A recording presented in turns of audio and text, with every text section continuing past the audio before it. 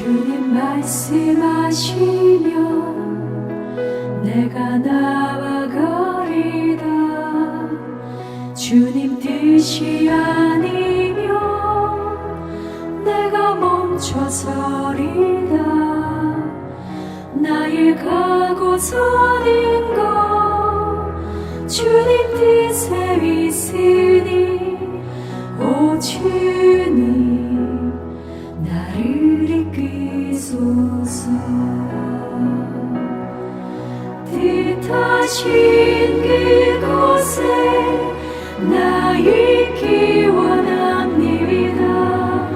이끄시는 대로 순종하며 살리니 연약한 내 영혼 통하여 일하소서.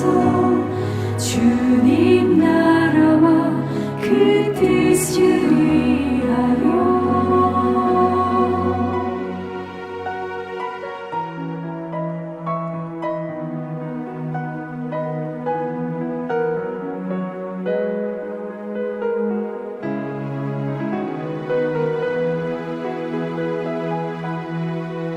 주님 말씀하시면 내가 나아가리다. 주님 뜻이 아니면 내가 멈춰서리다. 나의 가고 서는 것 주님 뜻에 있으니 오 주님 나를 이끄소서. 뜻하신 그곳에 나 있기 원합니다. 이끄시는 대로 순종하며 살리니 연약한 내 영혼 통하여 일하소서. 주님 나라와 그 뜻을 위하여. 오 주님 나를 이끄소서.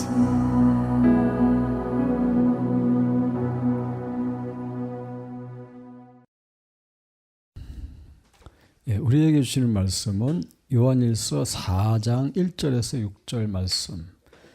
사랑하는 자들아 영을 다 믿지 말고 오직 영들이 하나님께 속하였나 분별하라.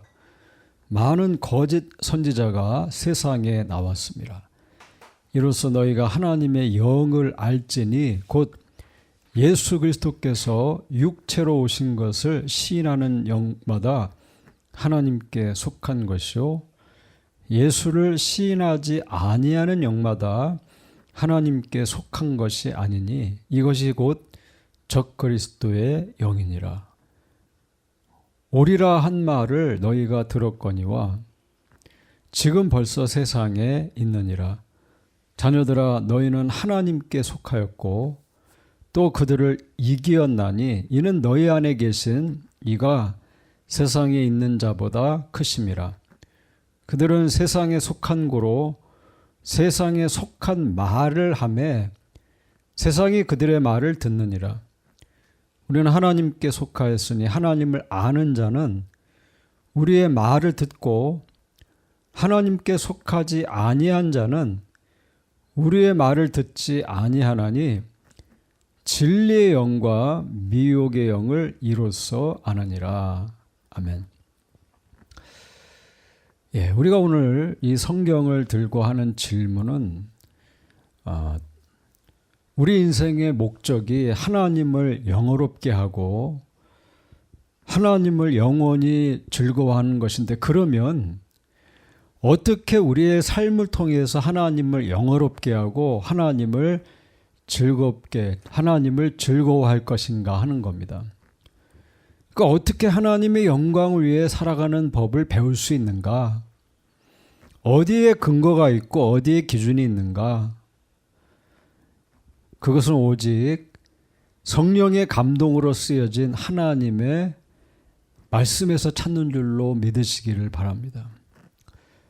하나님의 말씀만이 어떻게 하나님을 영화롭게 할지, 어떻게 즐거워하면서 살지를 아는 유일한 길이에요. 자, 왜 그렇습니까? 왜 하나님 말씀만 우리 인생의 참 목적을 찾는 길이냐 이겁니다. 그것은 성경 외에 그 어떤 것도 우리가 하나님을 영화롭게 하고 하나님을 즐거워하는 그런 삶으로 인도하는 데는 불충분하다는 거예요.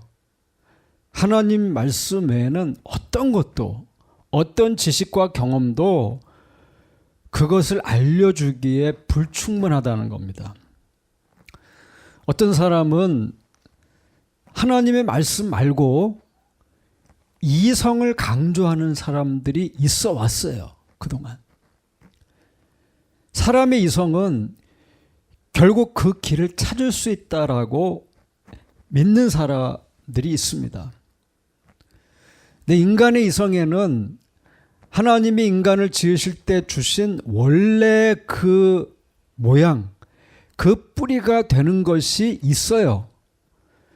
그러나 이게 타락하고 부패했다는 겁니다. 그렇지만 하나님을 찾는 그 이성은 거꾸로 하나님이 계시다는 것을 보여주는 하나의 증거예요. 인간이 이성을 갖고 있다는 것은 하나님의 존재와 하나님의 능력과 하나님의 지혜와 선함이 무한하시다는 것을 보여주는 증거예요. 사람이 이성적이라고 하는 것, 이성을 갖고 있다는 것은. 그러니까 이성은 하나님께서 지으신 모든 피조물로 말미암아 영광을 받고 존중을 받아야 한다는 것을 보여주는 증거예요. 왜요? 인간의 이성이 하나님께 영광을 돌리고 하나님을 즐거워하는 것을 돕는 도구가 되기 때문이에요. 그러니까 인간이 이성이 없다면 어떻게 그렇게 할 수 있겠어요? 사람은 생각을 해요. 동물들과 달라요. 본능으로만 움직이지 않아요. 생각을 하고 어떤 것을 보고 판단을 하고 개스를 하죠. 유추를 하고 비교하기도 하고 하는 이성적인 활동을 한다는 거예요. 사람이 그렇다는 건 뭡니까? 그것은 하나님을 드러내는 게 되는 거예요. 사람의 그러함이. 그러나 문제는 뭐예요? 인간의 그 이성은, 태어나면서부터 갖고 있는 본래적인 이성은 하나님에 대한 온전한 구원을 알 수가 없다는 거예요. 죄인에 대한 그리스도 안에 있는 사랑과 긍휼을 그 이성이 보여줄 수가 없는 거예요. 이성은 하나님이 어떻게 영광을 받으시고 어떻게 하나님께서 존중을 받으시는가를 이성이 말해주지를 못해요. 이성은 우리가 이 땅과 영원에서 하나님을 어떻게 즐거워할 것인가를 말해주지 못한다는 거예요. 아무리 생각하고 판단하고 유추해도 그것을 찾지 못한다는 거예요. 어떤 사람들은 글로 기록되어 있지 않지만 예전부터 히스토리 안에 사람들의 말 구전으로 내려오는 어떤 영적인 방법으로 하나님을 기쁘시게 할 수 있다라고 생각하는 사람이 있어요. 과거에 하나님을 만났던 어떤 영적인 방법, 어떤 신비한 방법, 사람이 경험했던 신비한 체험, 이런 걸 통해서 어떻게 하나님께 영광을 돌려드리고 그분을 기뻐할 것인가를 배울 수 있다고 생각하는 사람이 있어요. 그 우리는 바울의 가르침을 한번 들어봐야 돼요. 데살로니가 후서 2장 1절 이하에 이렇게 말합니다. 형제들아, 우리가 너희에게 구하는 것은 우리 주 예수 그리스도의 강림하심과 우리가 그 앞에 모임에 관하여 영으로나 또는 말로나 또는 우리에게서 받았다는 편지로나 주의 날이 이르렀다고 해서 쉽게 마음이 흔들리거나 두려워하거나 하지 말아야 한다는 것이라. 누가 어떻게 하여도 너희가 미혹되지 말라.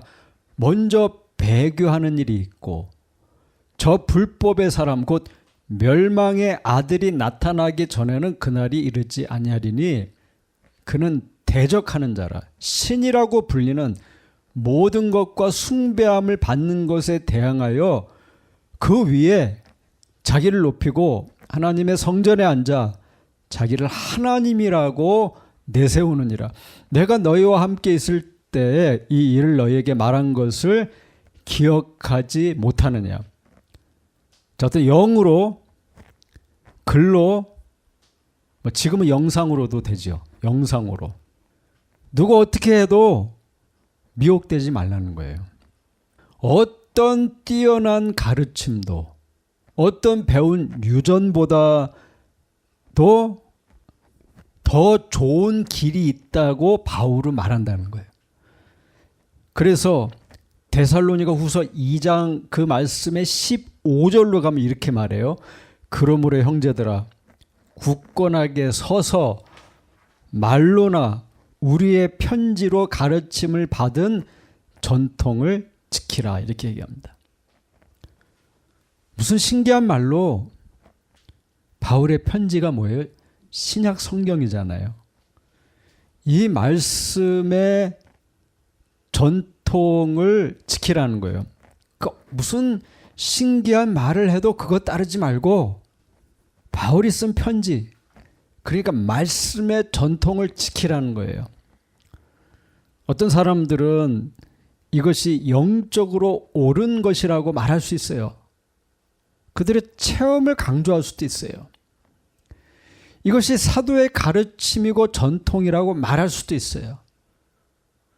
그러나 2000년을 지나면서 그렇게 사람들의 입으로 전해진 진리는 오류와 부패가 충분히 일어날 수 있어요.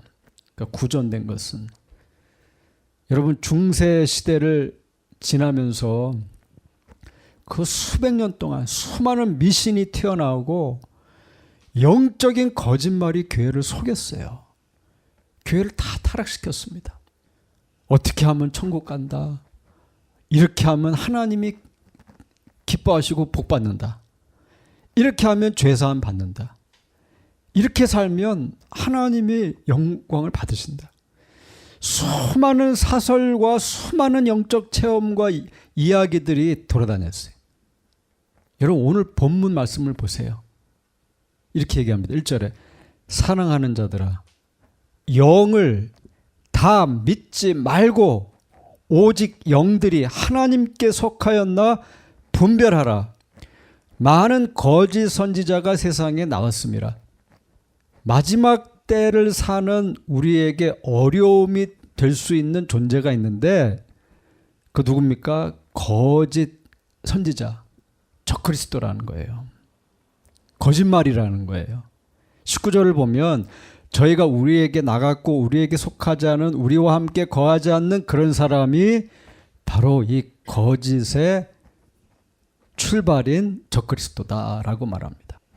이 말씀이 쓰여질 당시에도 이단이 있었어요. 캐린도 이단이라고 이단이 있었어요.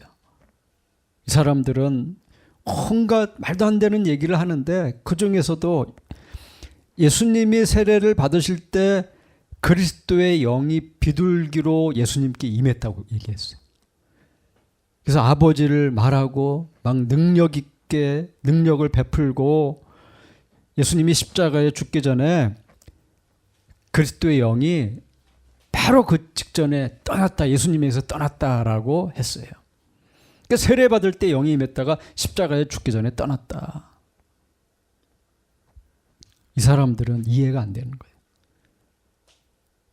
어떻게 하나님이신 예수님이 십자가에 죽을 수 있냐? 못 죽는다. 그러니까 죽기 전에 떠났다 하나님이 이렇게 얘기하는 거예요. 그래서 사실은 예수님이 고통받은 거 아니다. 머리를 굴리고 생각하고 논리적으로 파헤쳐 보는 거예요. 아무리 생각해도 인간 예수님이 십자가에 죽으셨는데 거기에 하나님이신 예수님이 죽을 수가 없는 거예요. 말이 안 되는 거예요, 이게. 여러분, 이 성경이 쓰여질 당시에도 그랬고 마지막 때도 마찬가지예요. 영들을 다 믿지 말라는 거예요. 영들을 다 믿으면 안 돼요. 왜요? 미혹의 영은 그도 속이고 남도 속이고 지금도 속이고 있는 거예요. 혼란이 있는 거예요. 뭐라고 얘기합니까? 분별하라는 거예요. 분별하라. 이미 거짓 선지자가 여기 있다. 이 본문의 1절에서 6절의 말씀을 정리하면 이런 얘기예요. 우리 안에 계신 하나님의 영, 진리의 영은 4절에서 세상의 영하고 비교할 수 없이 크신 분인데, 이렇게 하나님의 영이 인치신 하나님의 사람은 하나님께 속한 특징이 나타난다는 거예요. 그 특징이 뭡니까? 2절에 나와요. 예수 그리스도께서 육체로 오신 것을 시인한다는 거예요. 하나님이신 그리스도께서 영으로 임한 게 아니라 육체로 오신 것을 시인한다는 거예요. 그러니까 원래 예수님이 아니었던 어떤 청년이 세례 요한에게 세례 받다가 거기에 예수님이 임하신 게 아니라는 거예요. 그렇게 믿었다는 거예요, 이 사람들이. 예수님은 하나님이시고 인간이신 그분은 육체로 오셨다, 이거 믿는다는 거예요. 그런데 세상에 속한 적그리스도 영에 사로잡힌 사람들은 예수님이 몸을 입고 이 땅에 태어난 것을 믿지 않았다는 거예요. 또 하나님께 속한 자는 6절에 하나님을 아는 자는 우리의 말을 듣는다 그랬어요. 우리의 말이 뭐예요? 하나님의 말씀을 받는다는 거예요. 여기서 말하는 거는. 왜냐하면 사도의 가르침을 듣는다는 거잖아요. 사도의 가르침이 성경이에요. 그래서 하나님의 말씀을 듣는다는 거예요. 그걸 받는다는 거예요. 하나님의 사람은, 하나님의 영에 감동된 사람은 하나님의 선포된 말씀을 듣는다는 거예요. 그것이 이해된다는 거예요. 그 말씀을 받는다는 거예요. 그러나 하나님께 속하지 아니한 자는, 세상에 속한 자는 우리 말을 듣지 않는다. 우리 말이 누구예요? 하나님의 말씀을 듣지 않는다는 거예요. 하나님의 말씀이 선포돼도 그들은 듣지 않아요. 귀를 막아요. 그리고 5절처럼 그들은 세상에 속해 있기 때문에 세상에 속한 말을 하고 다니고 세상에 속한 말을 세상에서 듣는다는 거예요. 이거는 성경에서 반복되는 얘기예요. 요한복음 10장에도 양은 목자의 음성을 듣고 목자의 음성만 듣고 목자만 따른다고 했어요. 양은 이리의 말을 듣지 않습니다. 양의 특징은 약하고 보이지 않아도 잘 듣는 거예요. 양은 목자의 음성을 알아들어요. 자기 이름을 부르는 그 음성을 듣고 그 목자만 따라가는 거예요. 이게 양의 특징이에요. 그러나 만약 그 목자의 양이 아니면 그 음성을 몰라요. 아무리 말해도 육으로 들리지만 반응이 없어요. 영적으로 못 듣기 때문에. 그는 세상에 속해서 진리의 영이 아닌 미혹의 영에 휘둘리는 거예요. 미혹의 영이 붙들면 말씀이 안 들리는 거예요. 왜? 세상에 속해 있기 때문에. 교통이 없는 거예요. 그래서 가짜는 진짜의 음성을 구분하지 못한다는 거예요. 그 분별을 못해요. 그 분별한다는 것 자체가 그가 목자를 따르는 양이라는 증거예요. 그리스도인이 영적으로 건강하게 또 바르게 성장하는 것을 방해하는 게 뭐예요? 그게 거짓 메시지예요. 그래서 분별하라는 거예요. 거짓 메시지에 사로잡힌 사람을 조심하라는 거예요. 이 사람들은 어떤 사람이 말씀을 떠난 사람이에요. 말씀은 사도의 가르침이에요. 근데 현대에는 너무 많은 유혹이 있고 이단이 있죠. 그래서 우리에게 정말 필요한 게 있다면 분별하는 거예요. 분별하라는 거예요. 이것이 하나님으로부터 온 것인지 세상으로부터 온 것인지 이게 거짓인지 참된 가르침인지를 분별하라는 거예요. 이것이 하나님의 것인지 정말 이것이 하나님을 기쁘시게 해드리는 것인지 아니면 이것이 하나님을 대항하는 것인지 이것이 하나님께 영광을 돌려드리는 것인지 아니면 자기 욕심 채우는 것인지 어떻게 하냐 이거예요. 여러분, 여러분의 뛰어난 이성으로 그걸 판단할 수 있습니까? 못합니다. 말씀을 통해서만 한다는 거예요. 이게 바울의 가르침이고 요한일서가 말하는 거예요. 말씀을 통해서만 할 수 있다는 거예요. 어쩌면 지금 이 시대는 예수 그리스도를 모르는 게 문제가 아니에요. 그것이 아니라 말씀의 중심이 안 됐다는 거예요. 오히려 이성이 중심이 될 때가 있고 체험과 감정이 중심이 될 때도 있다는 거예요. 그럼 바르게 할 수 없다는 거예요. 어려워지는 거예요. 여러분 한국의 이단은 어디 뭐 이상한 데서 나온 줄 아세요? 다 신학교 나온 사람들이 이단하는 거예요. 뭐 이용도 뭐 김기동 이초석 뭐 JMS 겉모양은 그럴듯한 겁니다. 근데 다른 말을 하는 거예요. 세상에 속해 있기 때문에 다른 말을 하는 거예요. 다른 진리를 말하고 자신의 경험을 말하는 겁니다. 그 경험을 말하는 것을 조심해야 되는 거예요. 사실은 거기 함정이 될 가능성이 상당히 높아요. 우리는 하나님의 말씀을 붙들어야 한다는 겁니다. 하나님의 말씀을 잘 지키고 주님 안에 거하는데 어려움을 주는 것은 다른 게 아니에요. 뭡니까? 내가 사랑하는 거예요. 내가 사랑하는 거. 내가 사랑하는 게 뭐예요? 내가 붙들린 거. 나를 붙들고 있는 것. 마태복음 19장 16절 이하를 보면 우리가 잘 아는 얘기가 나와요. 어떤 사람이 예수님께 찾아왔습니다. 질문을 해요. 선생님, 내가 무슨 선한 일을 해야 영생을 얻을 수 있습니까? 예수님 뭐라고 대답하십니까? 네가 생명에 들어가려면 계명을 지켜라. 어느 계명입니까? 살인하지 말라, 간음하지 말라, 도둑질하지 말라, 거짓 증거하지 말라, 내 부모를 공경해라. 이웃을 내 몸과 같이 사랑하라 하신 것이다. 주님, 제가 이 모든 걸 다 지켰습니다. 뭐가 부족합니까?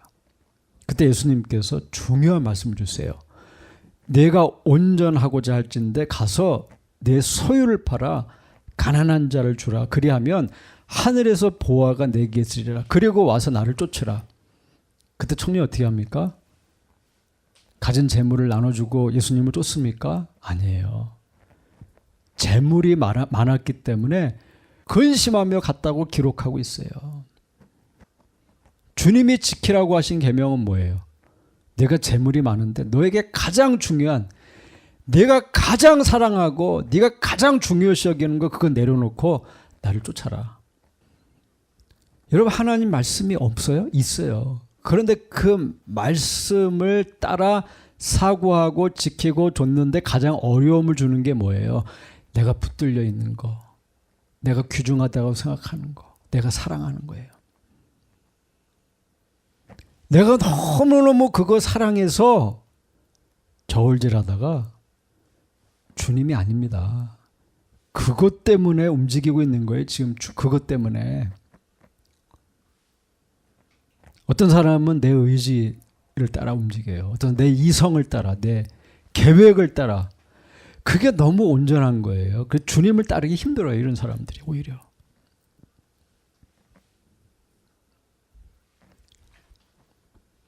예수님의 제자들이 왜 그런 사람이었는지 생각해 볼 필요가 있어요. 주님의 계획이 보이질 않아요. 로마서 12장에 보니까 이렇게 말하죠. 그러므로 형제들아 내가 하나님의 모든 자비하심으로 너희를 권하노니 너희 몸을 하나님이 기뻐하시는 거룩한 산 제사로 드리라. 이는 너희의 드릴 영적 예배니라. 너희는 이 세대를 본받지 말고 오직 마음을 새롭게 함으로 변화를 받아 하나님의 선하시고 기뻐하시고 온전하신 뜻이 무엇인지 분별하도록 하라. 우리 하나님이 우리에게 원하시는 것은 우리의 몸을 하나님이 기뻐하시는 거룩한 산 제물로 드리는 거죠. 제물은 뭡니까? 죽어야 제물이 되잖아요. 그죠? 그리스도와 함께 죽으라는 거예요.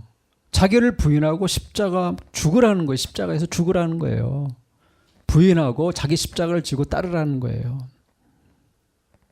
그러면 정말 이 시대에 하나님의 뜻이 무엇인지 보이기 시작할 거라는 겁니다. 내 계획이 너무 크면 하나님의 계획이 안 보여요. 내 욕심이 너무 크면 하나님의 비전이 안 보입니다. 여러분, 하나님의 영광이 어떻게 나타나요? 어떻게 하나님을 즐거워해요? 내 영광, 내 즐거움이 앞서 있는데 뭐가 어떻게 하나님을 즐거워하는 게 어디? 그 다 뒤에 있는 것이죠, 사실은. 인생의 목적이 다른 게 아니에요. 사람들이 생각하는 목적을 그냥 따라가더라는 겁니다. 주님의 보혈만을 구하고 주님의 은혜만을 구하는 기독교는 사실 다른 이단이 될 수 있어요. 주님의 은혜가 있다면 주님의 진리가 있어야죠. 진리가. 그죠? 말씀이 있어야죠. 말씀이. 말씀을 분별해야죠. 우리는 하나님의 말씀을 붙들어야 산다는 겁니다. 그런데 여러분, 왜 하나님의 말씀, 우리가 지금 들고 있는 66권 신구약 말씀을 하나님의 말씀이라고 합니까? 오늘 이 얘기를 하려고 합니다. 이 얘기를 하고 말씀을 마치려고 해요. 왜 우리가 들고 있는 책을 하나님의 말씀이라고 하는가? 성경은 누가 막 연구해서 쓰거나 엄청난 번뜩이는 영적 아이디어로 쓴 게 아니에요. 성경은 성령님의 인스피레이션, 성령님의 직접적인 영감으로 쓰였다고 했어요. 모든 성경은 하나님의 감동으로 썼다. 성령님이 쓰게 하셨다는 거예요. 베드로후서 1장 23절에 예언은 언제든지 사람의 뜻으로 낸 것이 아니요 오직 성령의 감동하심을 입은 사람들이 하나님께 받아 말한 거라고 했어요. 성령의 감동, 성령이 그 사람을 지배해서 쓰게 한 거라는 거예요. 우리가 성경을 하나님의 말씀이라고 믿는 증거가 10가지가 있어요. 근데 제가 빠르게 설명할 거예요. 첫 번째, 성경의 권위 때문이에요. 성경의 권위. 하나님께서 자주 선지자들에게 말씀하셨어요. 선지자를 통해 말씀하셨어요. 그런데 그 말씀에는 뭐가 있어요? 그 말씀에는 웅장함이 있어요. 웅장함. 디모데전서 6장 15절에서 16절.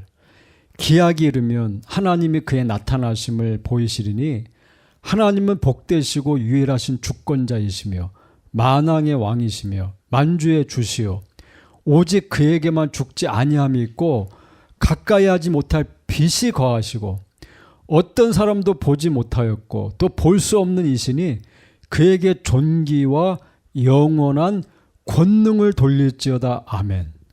놀라운 고백을 하고 있어요. 하나님이 누구신가?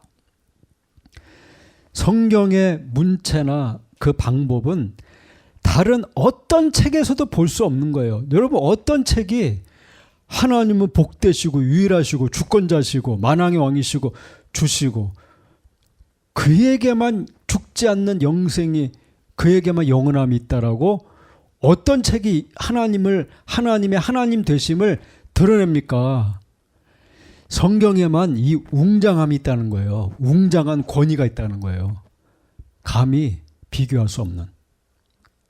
성경을 읽는 순간 이게 하나님 말씀이라는 걸 안다는 겁니다. 그래서 하나님만 요구할 수 있는 것이 성경에 있어요.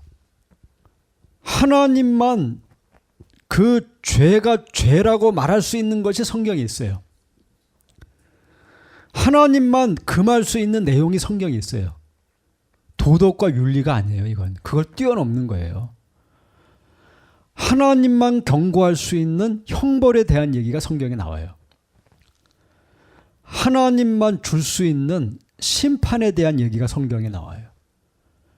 하나님만 주실 수 있는 리워드, 보상의 약속이 성경에 나와요. 웅장함이 있다는 거예요. 성경에는 영적인 웅장함. 어떤 책에서도 볼 수 없는, 읽는 순간 이게 하나님 말씀이구나 안다는 거예요. 두 번째, 어떻게 이것이 하나님 말씀을 믿어집니까? 거룩하고 순결하기 때문이라는 거예요. 시편 12편 76절, 여호와의 말씀은 순결하며 흑도가 아니 7번 단련한 은 같도다. 성경은 전체가 거룩하고 이 땅에 묶여 있거나 뭐 불순하거나, 물론 사람의 스토리가 나오지만 추하지 않은 거예요. 추한 것을 볼 수가 없는 거예요. 특별히 하나님의 말씀, 율법은 거룩한 모든 것을 가르치고 그것을 흘려보내고 강조하고 불순하고 거룩하지 못한 것을 금지시키는 거예요. 성경만 이런 걸 해요. 다른 어떤 책에서도 이런 것을 볼 수가 없어요. 거룩하신 말씀이라는 것을 읽는 자에게 깨닫게 하는 거예요. 성령이 인도하시는 거예요. 그거를 경험하는 거예요. 읽는 순간에.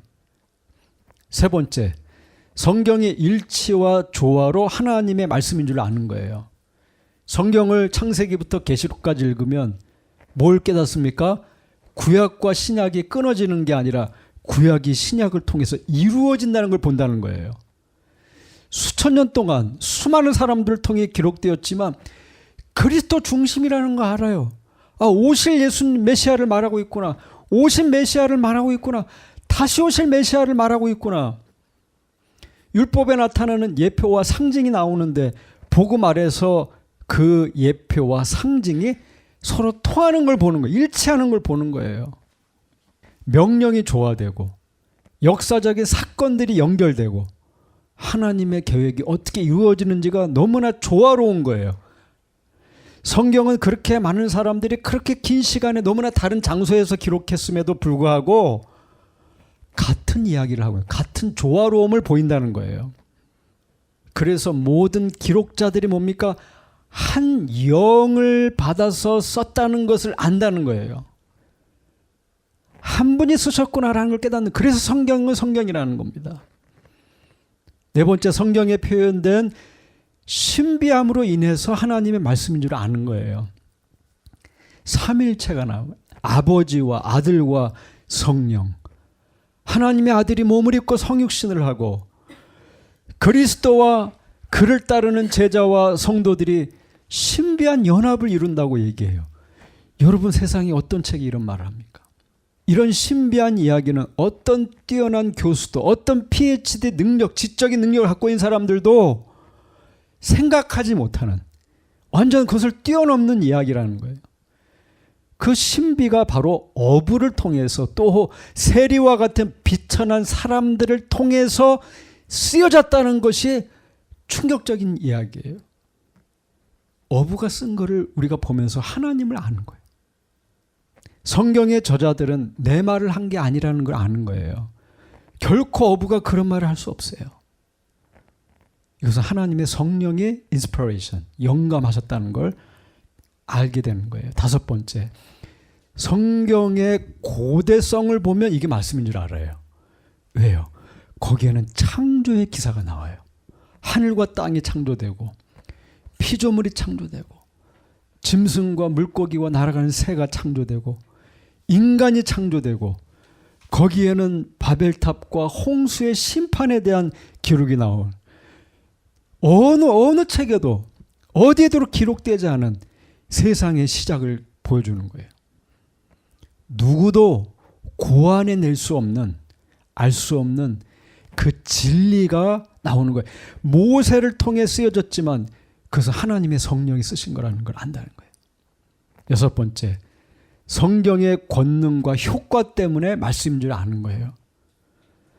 성경을 읽으면 확신이 들어요. 골수를 쪼개요. 양심을 뒤흔들어요. 능력이 있어요.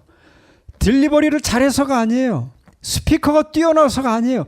말씀을 읽는 순간 말씀은 살았고 운동력이 있어 골수를 쪼개고 좌우에 나서 어떤 건보라 예리한 거예요.